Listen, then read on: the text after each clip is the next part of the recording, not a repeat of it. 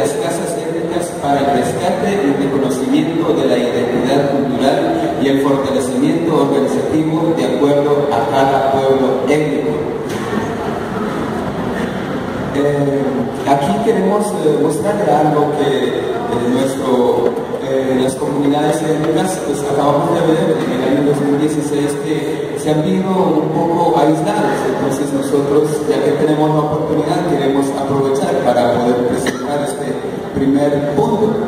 Y el segundo es creación de la Secretaría Departamental de los Asuntos Étnicos con espacio de... Buscamos este espacio, si es posible, que nos pueda ayudar, señor gobernador.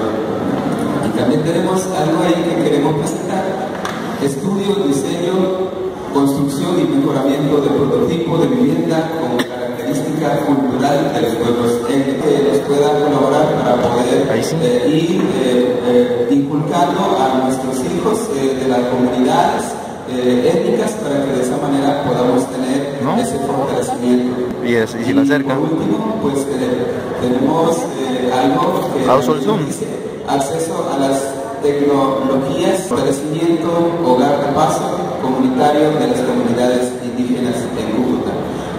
Muchísimas gracias, sé que el tiempo está muy corto.